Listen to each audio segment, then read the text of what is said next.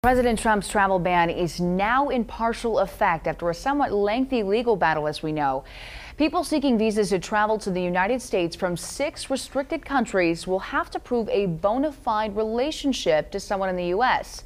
Tonight, we are breaking down what that means and how it's affecting many of you right here at home.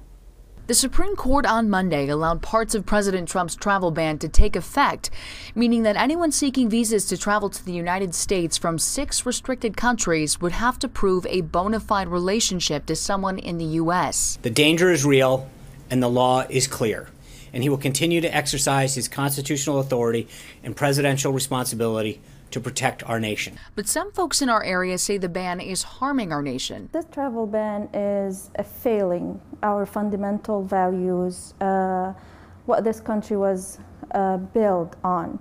Grandparents, grandchildren, aunts, uncles, nieces, nephews, cousins, brothers-in-law, and sisters-in-law, other extended family members are not considered to be close relationships. I feel like the Muslim community is being targeted. Whether or not you're from those countries, it doesn't matter. You could be a U.S.-born Muslim person. The Department of Homeland Security has stressed that this will not affect people who arrive in the U.S. with legal travel documents or previously approved visas. Focusing on people from one religion or one culture, but focusing on every airport, every country around the world. We are the greatest country in the world. So we always need to lead by example. So if we're the ones that we're not helping people, we're not opening up our arms to say, hey, if you're good people and we have done our check and we know you're good people, come over. Then who's going to do it?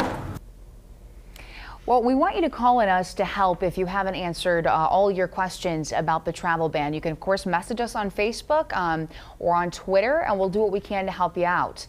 Now, we have heard some questions from students and some short-term employees who were outside the United States when the executive order went into effect, and they wanted to know that if they can return to school or work. Well, the answer is if you have a valid, unexpired visa, the executive order does not apply to your return travel.